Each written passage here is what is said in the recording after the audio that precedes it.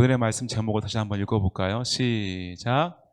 전능하신 하나님, 읽게 되면 이르리로다. 아멘. 하나님은 저와 여러분에게도 전능하신 하나님이신 줄로 믿습니다. 전능하신 하나님은 어떤 분이십니까? 무에서 유, 그죠? 아무것도 없는 이 세상 가운데에 천지 만물을 지으신 창조의 하나님이신 줄로 믿습니다. 역사의 주관자 되시고 우리 개인의 인생 가운데에도 하나님이 역사하시면 놀라운 기적들이 일어날 줄로 믿습니다. 저와 여러분이 그러한 하나님을 날마다 체험하며 경험하며 의지하며 동행하는 그런 인생 되기를 소원합니다. 우리가 지난 이 42장에 그죠?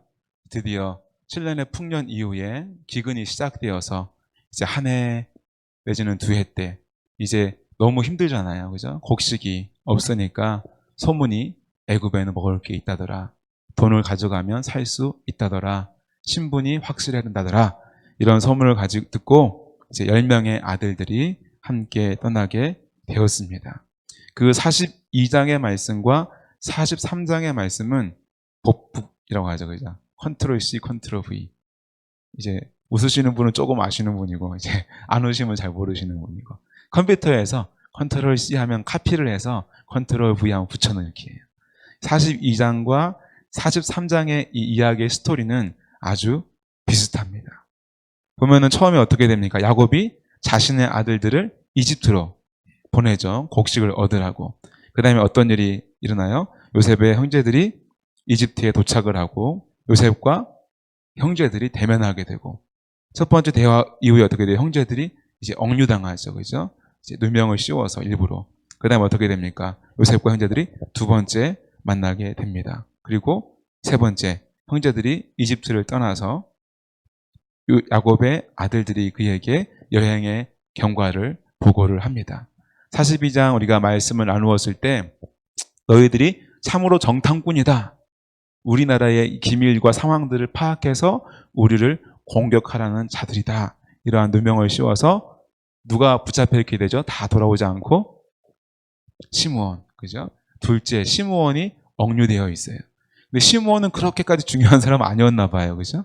억류되어 있음에도 바로 찾으러 가지 않고, 그죠? 머물러 있었어요. 네.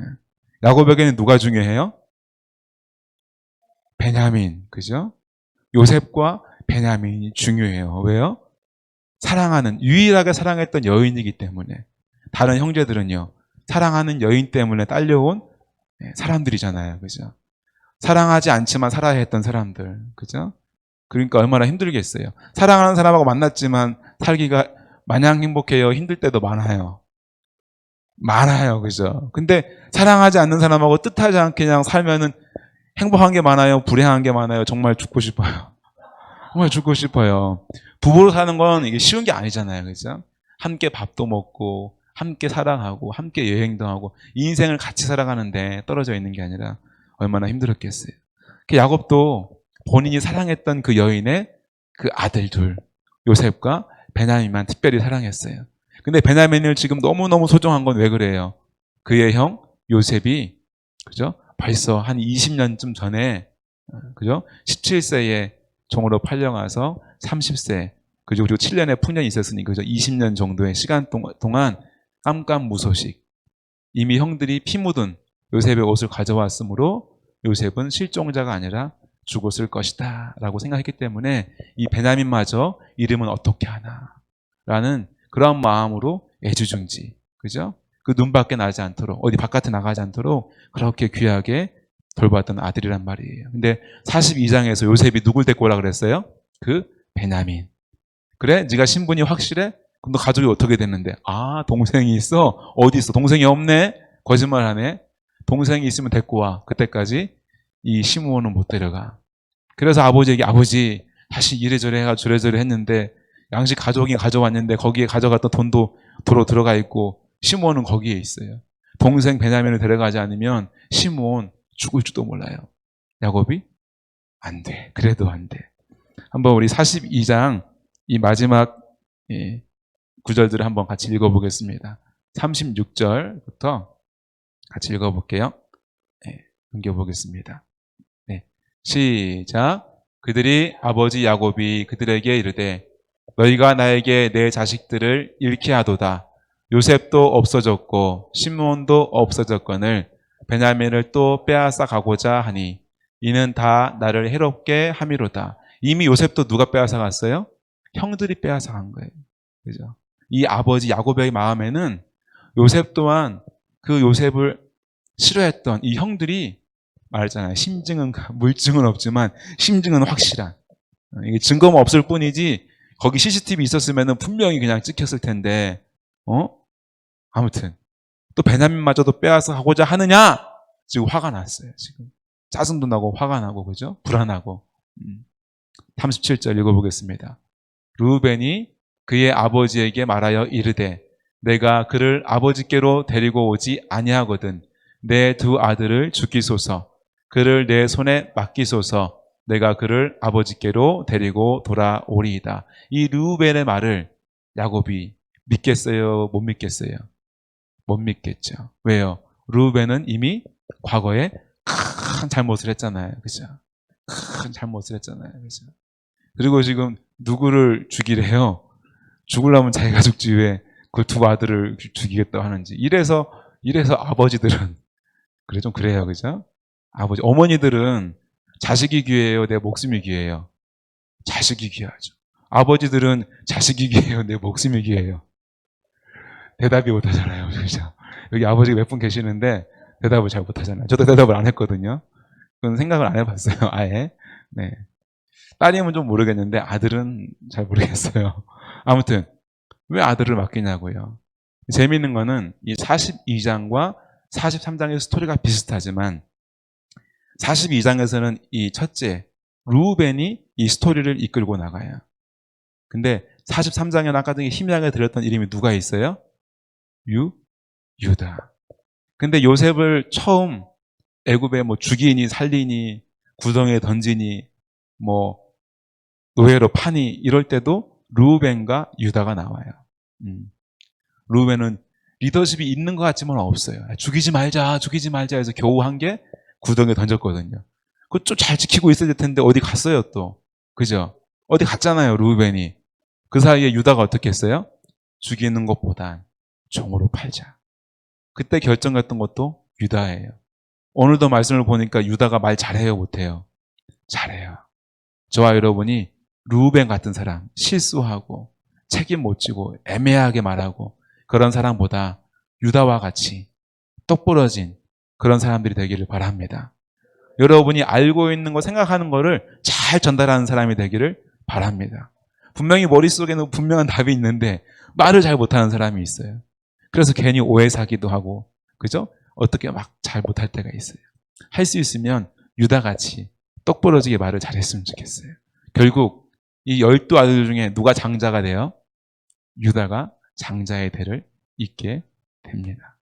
그 위 형들은 이래저래 실수가 많았어요. 그죠? 피 흘리기도 하고 아버지의 그죠? 여인을 빼앗기도 하고 그런 부분들이 있었습니다. 자, 38절 읽어보겠습니다. 시작.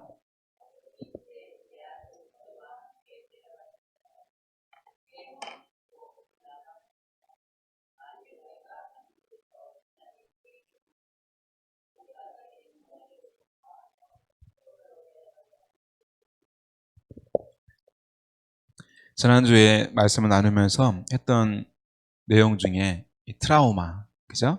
상처라에 대해서 얘기했어요. 상처.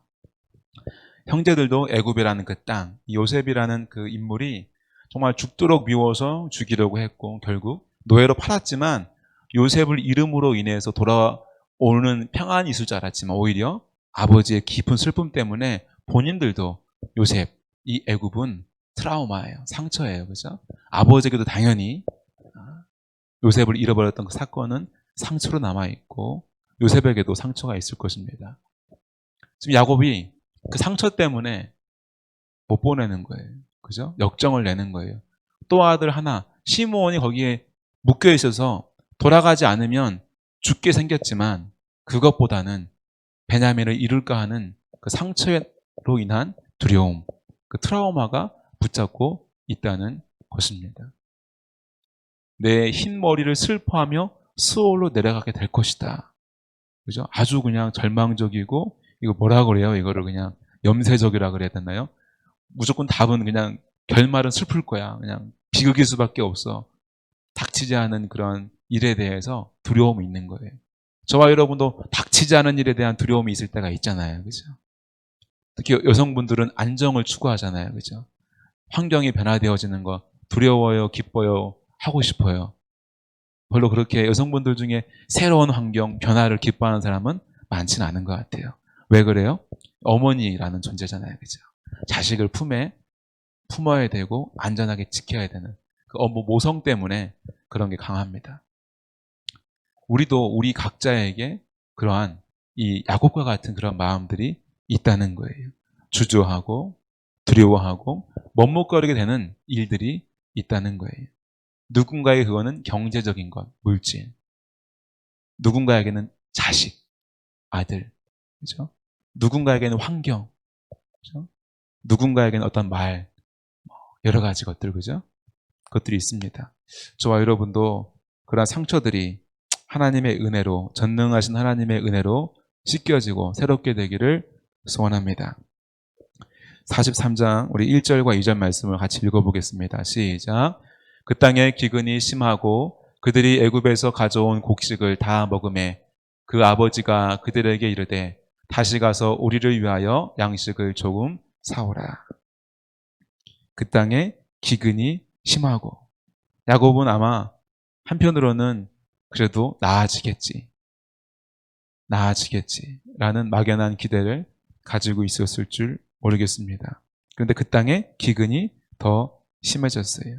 그 원어를 보니까 카베드라는 단어로 되어 있는데 맹렬한, 무거운 이런 뜻을 가졌어요. 더 이상 이 기근을 또 감당할 수가 없는 거예요. 그죠?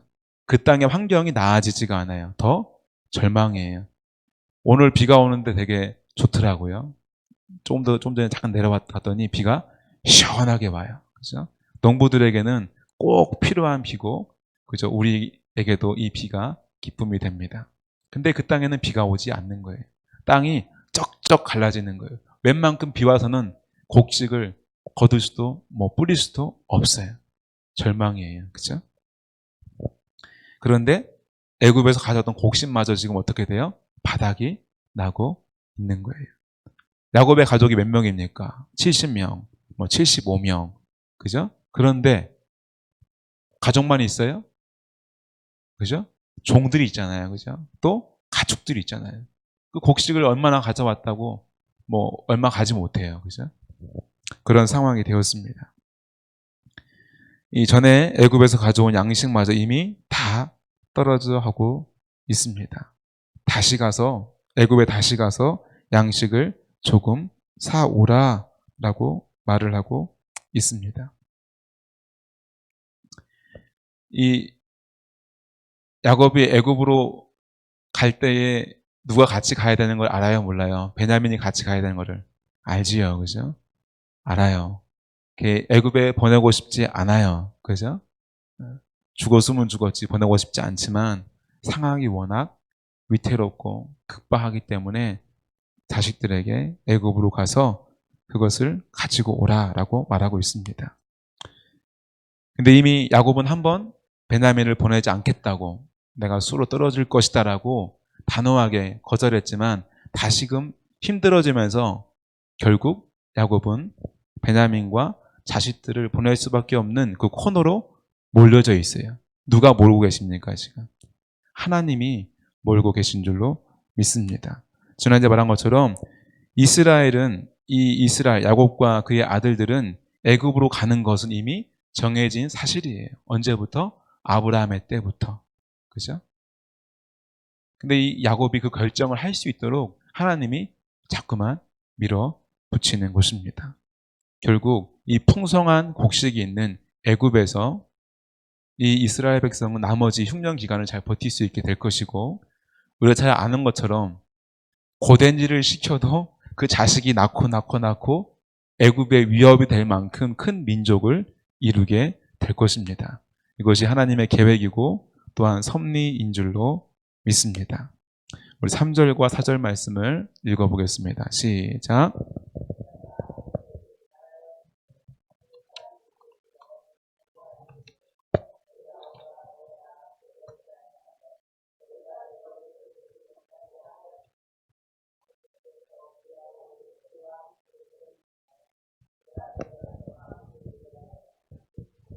5절까지 읽어보겠습니다. 시작.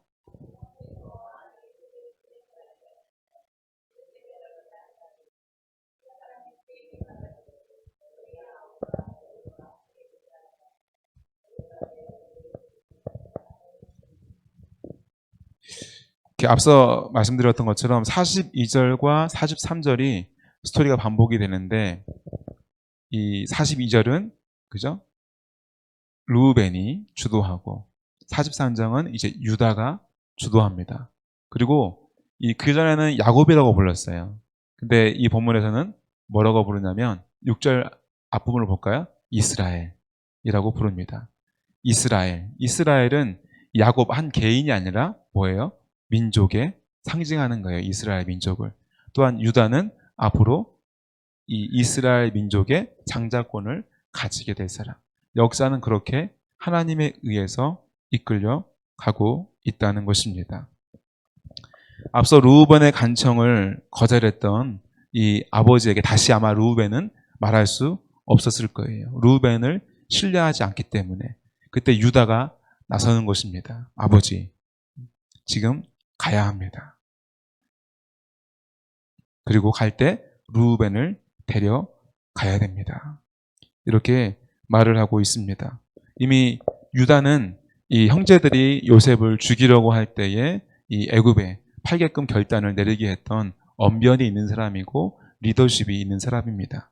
그러한 이 유다가 아버지에게 이게 그냥 글로만 되어 있지만 르우벤이 말했던 그 글과 유다의 이 말은 분명 그 말의 어투와 힘은 달랐을 것입니다.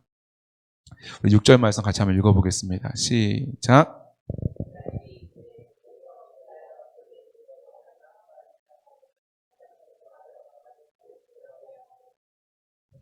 아멘. 앞서 말한 것처럼 이스라엘이, 야곱이 아니라 이스라엘이 말하고 있습니다.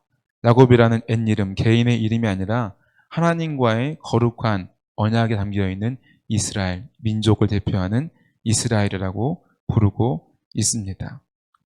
이 베냐민이 같이 가느냐 안 가느냐는 야곱의 한 개인의 문제와 또 베냐민 개인의 문제가 아니라 이제 한 민족, 이스라엘이라는 민족이 사느냐 죽느냐 또 하나님의 뜻에 순종하느냐 불순종하느냐의 그 기로에 놓여져 있는 것입니다. 이 이스라엘 백성이 이 애굽에서의 노예 생활이 그냥 우연이 아니라 상황에 이끌려온 것이 아니라 하나님의 계획이고 하나님의 인도하심인 줄로 믿습니다.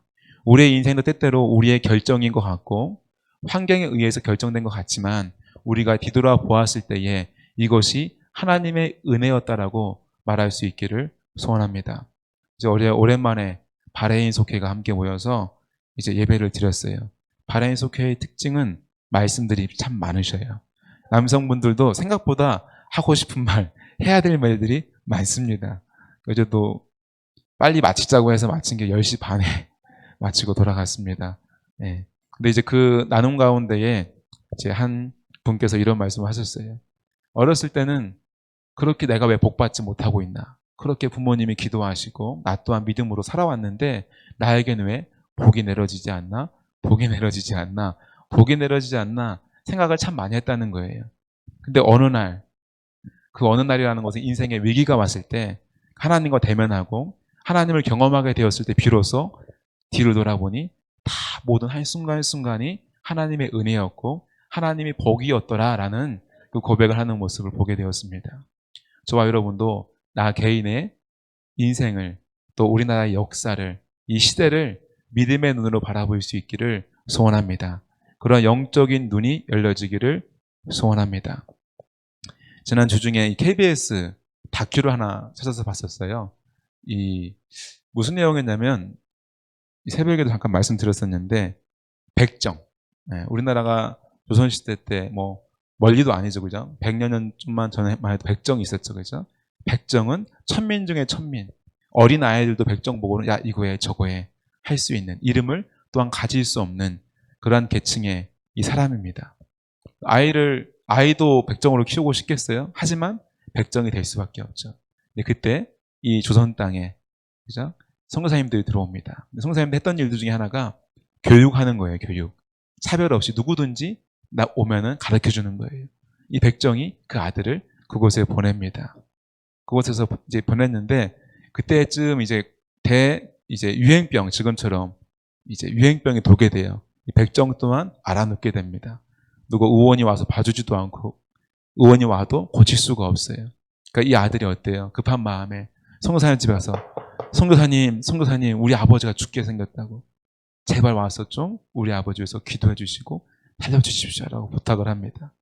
근데 이 선교사님이 누구를 모셔갔겠어요? 본인이 알고 있는 선교사 중에 의사가 있으니까 데려가는 거예요.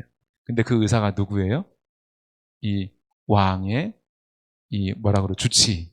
그죠? 왕의 주치의는 왜 주치가 됐어요? 민영익이라고 하는, 그죠? 이제 왕비의 이제 이 오빠죠. 그죠? 이 상처를 깊게 당해서 이 한의사들은 못 고치는데 이 양의사가 와서 고쳤기 때문에 주치의가 된 거죠. 아무튼 그 사람이 온 거예요. 왕을 가장 높은 사람을 고치는 의사가 인간으로도 보지 않는 백정에게 온 거예요. 그리고 그 병을 고쳐주게 됩니다.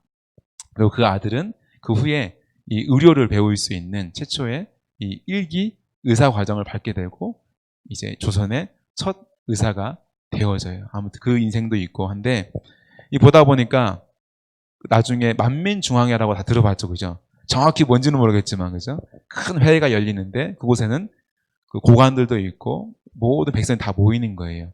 거기에서 이 백정을 했던 이 사람이 대표로 개회사를 하게 돼요. 물론 이 사람은 믿음을 갖게 되고 뭐 장로가 되고 여러 가지 일들은 많습니다. 보니까 우리는 그냥 편하게 살고 있지만 이 대한민국의 역사, 의료의 역사, 교육의 역사, 이 신분 제도의 변혁도 사실은 이 과정 가운데 이루어지게 되는 거예요. 백정을 고치고 이 역사 가운데 이 함께 예배드리고 그래서 양반들이 거부하고 이런 과정 속에서 이 신분 제도도 철폐가 되어지고 이런 것들이 다 있습니다. 그러고 보면 지금 우리가 살고 있는 것 하나가 이 기독교의 역사이고 하나님의 은혜이고 섭리인 줄로 믿습니다. 그 이스라엘 백성을 애굽으로 인도하셨던 하나님의 섭리가 있다면 이 나라의 이 역사를 인도하신 하나님의 섭리는 무엇일까요? 목적은 무엇일까요? 우리 목사님이 항상 기도하시는 것처럼 세계 선교 가운데에 사용하시기 위한 주님의 뜻인 줄로 믿습니다. 바꿔 말하면 우리가 세계 선교의 사역들을 잘 감당하지 못하면 그죠? 촛대를 옮긴다 그러죠. 그죠? 또한 우리가 교회가 교회답게 사랑하고 선교 사역을 더욱더 힘있게 더욱더 열심으로 감당할 수 있는 저와 여러분 또 우리 추수하는 교회 한국 교회가 되기를 간절히 소원합니다. 이와 같이 하나님도 야곱이라 부르다가 이 이스라엘이다 이제 부르는 것은 그러한 역사적인 의미가 있다는 것입니다. 7절 말씀을 같이 읽어보겠습니다. 시작.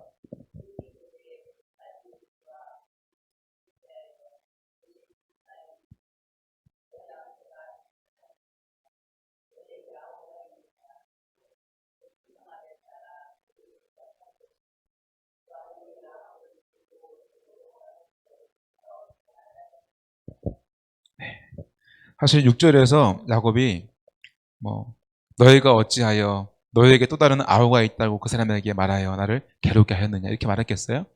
그 뭘로 말해가지고 짜증나게 아주 그냥 힘들어 죽겠네 그냥 너 때문에 내가 죽어 그냥 이렇게 말 안 했겠어요, 그죠?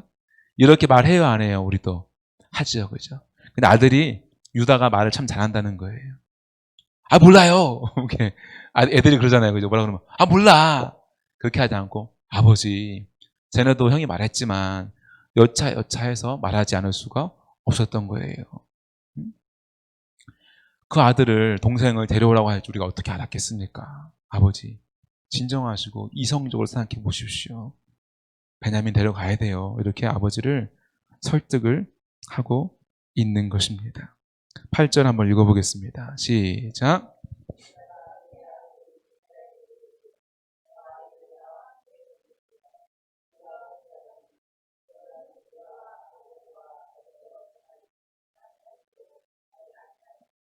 아버지 지금 우리 굶어 죽게 생겼어요. 베냐민도 여기서 굶어 죽으나 함께 가서 혹 일을 당하나 매 한 가지입니다. 보내십시오. 그럼 반드시 베냐민도 아버지도 우리도 살 것입니다. 유다가 말 잘해요, 잘해요. 아주 잘하죠, 그죠? 저와 여러분도 이렇게 뭐 부부 간에 갈등이 있든 자식을 훈계하든 교회 안에서 뭔가 문제가 있든 유다와 같이, 그죠? 지혜롭게 또박또박 상대방이 이해할 수 있게 설득할 수 있게 말을 잘하는 은사가 주어지기를 소원하고 그러한 차분한 마음들이 있기를 원합니다.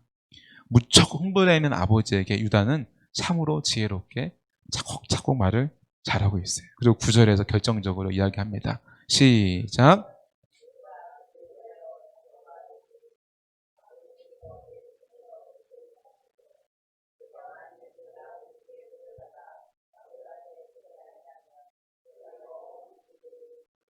네.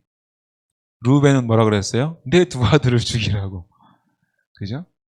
근데 지금 가뜩이나 신뢰성 떨어지는 루벤이 자기도 아니고 두 아들, 평소에도 보니까 아들 귀하게 여기지도 않던 루벤이 갑자기 아들을 뭐 어떡하라고 그랬는데 지금 유다는 뭐라 그래요? 내가 담보가 되겠다. 담보라는 게 뭐예요? 담보.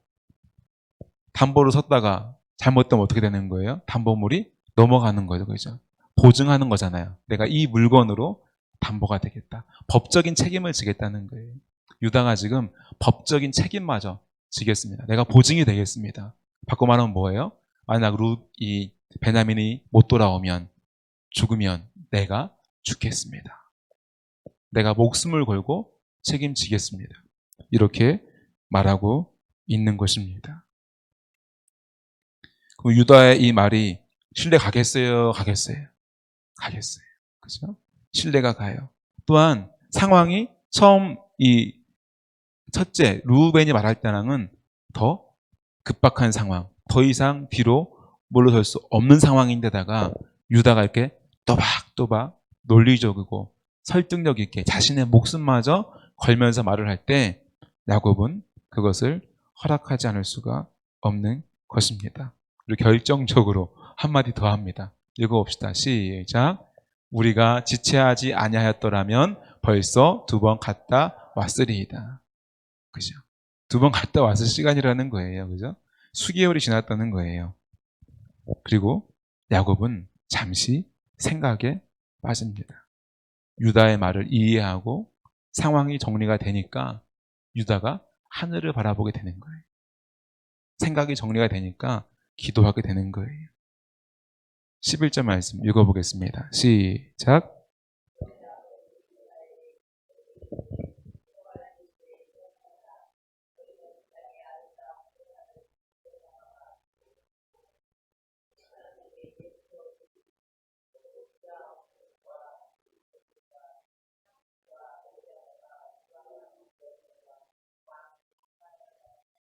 유다가 차분하게 말을 또박또박 논리적으로 하니까 지금 이스라엘, 야곱도 어떻게 해요? 또박또박 차분하게 말을 하기 시작했어요. 좀 전에 아이 몰라 이 자식들아 뭐하려고 그 얘기를 해가지고 베냐민을 얘기해가지고 상황을 이렇게 복잡하게 만들어 했던 이 야곱, 이 이스라엘이 그래 그럼 베냐민을 데려가라. 그리고 이렇게 해라. 어떻게 해요? 아름다워서 이 땅에서 특산품 사실은 이 쌀농사보다도 과일, 과실, 뭐 여기 나오는 뭐 꿀, 뭐 유향, 모략 이런 것들은 저장하는 식품이기도 하고, 그죠? 어떤 이 기름을 내서 가지는 거기도 하고 그러한 것들을 가져가라는 거예요. 가장 좋은 곳으로. 그리고 12절도 한번 읽어보겠습니다. 시작. 너희 손에 갑절에 돈을 가지고 너희 자루 아기에 도로 넣어져 있던 그 돈을 다시 가지고 가라. 혹 잘못이 있었을까 두렵도다. 13절. 내 아우도 데리고 떠나 다시 그 사람에게로 가라. 처음 말했던 이 특산품 같은 건 뭐예요? 선물이에요. 선물. 선물 받으십시오. 두 번째, 이 갑절. 이건 뭐예요? 양식의 값을 2배로 가져가라는 거예요.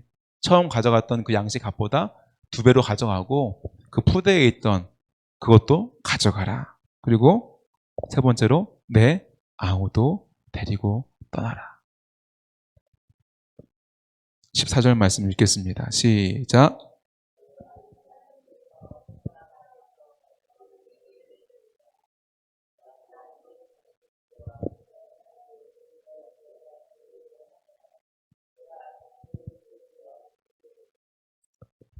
이 이스라엘, 야곱은 이 유다와 대화를 통하여서 다시금 하나님을 바라보게 된 거예요. 그동안 본인이 이 요셉을 너무너무 귀하던, 사랑하는, 자신의 목숨과도 바꿀 수 없는 그 요셉을 잊음으로써 이 판단력을 잊잖아요. 그죠? 우리도 어떠한 상처가 있을 때, 저처럼 자전거를 타다가 이 또랑에 빠진 적 있는 사람은 자전거가 뭐 위험한 거라고 그거 못 하잖아요. 그죠? 지금도 타긴 타지만 도로가로 못 나가요. 죽을 것 같아가지고. 죽을 것 같아가지고. 지금도 수영은 하지만 발 안 닿는데 못 가요. 죽을 것 같아가지고. 그죠? 이 야곱이, 이스라엘이 요셉을 이름으로 잃었던 이성적 판단과 그 상처로, 그 두려움이 가득했던 이 야곱이, 이 이스라엘이 유다의 말을 통하여서 정신이 차려지고 상황이 판단이 되어지고 그리고 하나님을 바라보게 되는 거예요. 저와 여러분에게도 야곱처럼 상처가 깊은 사람이 있고 흥분되어 있는 사람이 있고 화를 불같이 내는 사람들이 있을 수가 있잖아요. 그때 몰라 하거나 똑같이 승질을 내는 게 아니라 유다와 같이, 그게 아니라 상황이 이러이러하게 된 거예요. 뭔가 오해가 있는 것 같습니다. 제가 그런 의도로 말한 게 아니라 이러이러함들에서 말한 겁니다. 죄송합니다. 제가 말에 실수가 있었네요. 이렇게 상대방의 마음을 가라앉히고 그 마음을 돌이킬 수 있는 유다와 같은 말에 지혜가 있는 사람이 되기를 원합니다. 또 야곱처럼 우리 안에 깊이 있는 상처, 20년이 지나도 지워지지 않는 상처, 요셉과 비슷한 사람만 보아도, 요셉이 입었던 색동 옷만 보아도, 그죠? 요셉이 떠나던 그 길목만 보아도 눈물이 나고, 때로는 화가 나고, 그죠? 죽고 싶고, 이런 깊은 슬픔에 있는 사람들. 그 모든 것들이 하나님을 바라볼 때에 치유될 수 있는 줄로 믿습니다. 저와 여러분 상처를 어떻게 치료할 수 있겠어요? 나에게 상처 준 사람이 나에게 와서 그날 내가 잘못했다고 머리를 숙이며 진심 어리게 사과해야 풀리겠습니까? 그때 입었던 상처가 고쳐져야 치유되겠습니까? 아니라는 거예요. 그때 받은 상처가 그 사람을 통해서, 그 상황을 통해서, 보상을 통해서 치유받을 수 있는 게 아니라는 거예요. 목사님이 누누이 말씀하시잖아요. 상처 준 사람이 있어요, 없어요? 없어요. 내가 봐왔던 거지. 물론 그 사람이 실수했을 수 있지만 의도는 상처를 주기 위해서 나에게 그런 말을 했던 게 아니라는 거예요. 그리고 그 일은 돌이킬 수 있는 일이 아니라는 것입니다. 물론 그 사람이 나에게 사과하면 좋죠. 감사하죠. 근데 그런 일은 많지 않다는 거예요. 언제 내 상처가 치유될 수 있느냐? 전능하신 하나님을 바라볼 때 우리의 상처를 이겨낼 수 있는 줄 믿습니다. 야곱이 지금 어떻게 보면 치유됐다라는 개념보다 그것을 이겨낼 수 있는 거예요. 그 두려움, 그 아픔을 이겨낼 수 있는 거예요. 전능하신 하나님께서 그 사랑 앞에서 너희에게 은혜를 베푸사. 그 사람으로 너희 다른 형제와 베냐민을 돌려보내고 하시고 내가 자식을 잃게 되면 잃으리라. 이 야곱에게는, 이스라엘에게 이 세 가지 생각이 있는 거예요. 첫째는 전능하신 하나님께서 은혜를 베푸시기를 원한다. 그 사람에게. 누군지는 모르지만 지금 요셉인지 모르잖아요. 그죠? 은혜를 베푸시기를 원한다. 또한 돌아올 수 있기를 원하고 혹 잃으면 잃으리라. 이제는 자유로운 거예요. 그래, 내가 전능하신 하나님, 맞아, 나와 함께 하시지. 내 자식보다 소중한 게 하나님이었지. 자식보다 크신 게 하나님이었지. 맞아. 내 믿음에 내 할아버지 아브라함은 내 아버지 이삭을 하나님께 칼로 제물로 바치기까지 하나님을 바라보고 믿고 나아갔는데 내가 베냐민이 죽는 것도 아닌데 그 조그만 가능성 때문에 두려워 떨고 있었다니. 죽으면 죽으리라. 하나님께 맡겨드리면 하나님이 여호와 일에 예비하시고 하나님이 더 좋은 곳으로 내게 주시리라. 이러한 믿음으로 나아간 줄로 믿습니다. 저와 여러분도 이스라엘처럼 전능하신 하나님께 내 상처와 두려움과 그 고통을 맡겨드리기 원합니다. 이렇게 되면 이르리라라고 자유롭게 나아갈 수 있기를 간절히 소망합니다. 이 말씀을 보면서 한나라는 여인이 떠올랐어요. 한나도 상처가 있는 사람이잖아요. 그죠? 서로 사랑했잖아요. 남편하고. 그죠? 근데 애가 안 생겼잖아요. 근데 애는 낳아야잖아요. 누가 왔어요? 첩이 왔잖아요. 그죠? 첩은 왜 이렇게 잘 낳는 거예요, 애를. 그죠? 잘 낳았으면 조용히나 있지. 그죠? 막 이렇게 자꾸 화나게 하고. 그죠? 그 상처 때문에 얼마나 상처가 깊었으면 교회에서 기도하는데 어떻게 기도해요? 술 취한 것처럼 기도하잖아요. 얼마나 울부짖으면 기도했으면 술 취한 것 같았잖아요. 그죠? 근데 그렇게 아들 낳게 해달라고 아들 낳게 해달라고 기도했는데 아들 낳고 어떻게 했어요? 저 떼자마자 성전에 여호와께 드리잖아요. 그렇게 본인이 그죠? 서원했던 것처럼 드리잖아요. 그죠? 이 한나의 기도를 같이 한번 우리가 보기를 원합니다. 같이 한번 쭉 읽어보겠습니다. 시작. 한나가 기도하여 이르되 내 마음이 여호와로 말미암아 즐거워하며 내 뿔이 여호와로 말미암아 높아졌으며 내 입이 내 원수들을 향하여 크게 열렸으니 이는 내가 주의 구원으로 말미암아 기뻐함이니이다. 여호와 같이 거룩하신 이가 없으시니 이는 주밖에 다른 이가 없고 우리 하나님 같은 반석도 없으심이니이다. 심히 교만한 말을 다시 하지 말 것이며 오만한 말을 너희의 입에서 내지 말 것이이다. 여호와는 지식의 하나님이시라. 행동을 달아 보시느니라. 용사의 활은 꺾이고 넘어진 자는 힘으로 띠를 띠도다. 풍족하던 자들은 양식을 위하여 품을 팔고 줄이던 자들은 다시 줄이지 아니하도다. 전에 임신하지 못하던 자는 7을 낳았고 많은 자들은 둔 자는 쇠약하도다. 여호와는 죽이기도 하시고 살리기도 하시며 수월에 내리기도 하시고 거기에서 올리기도 하시는도다. 우리가 뭐라 그래요? 생사화복의 하나님. 살고 죽는 것은 하나님께 달려있는 거예요. 베냐민이 살고 죽는 거 하나님께 달려있는 거예요. 여러분의 자녀들이 잘 되고 못 되는 것 하나님께 달려있는 거예요. 내가 애지중지한다고 내가 막 열심히 시킨다고 잘 되는 게 아니에요. 하나님께 맡겨드리면 나보다 지혜로우신 하나님, 나보다 능력 있으신 하나님, 생사화복을 주관하신 하나님께서 맡겨드릴 때 크게 쓰실 줄로 믿습니다.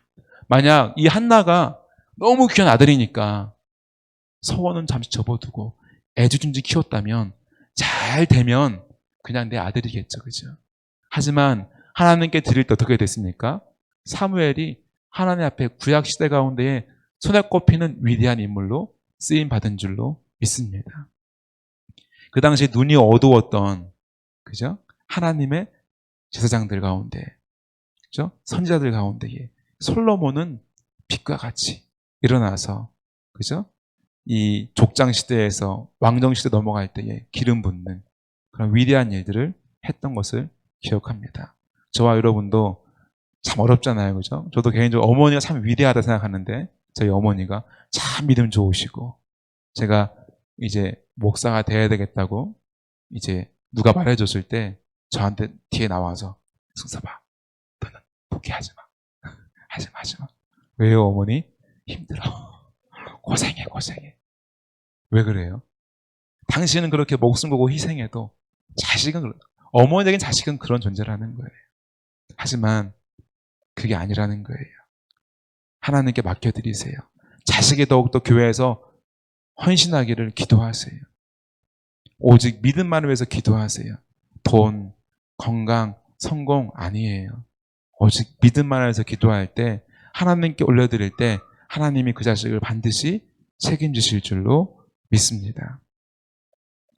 같이 이 시간 우리 기도하기를 원합니다. 제가 기도하고 말씀을 마무리하겠습니다. 기도하겠습니다.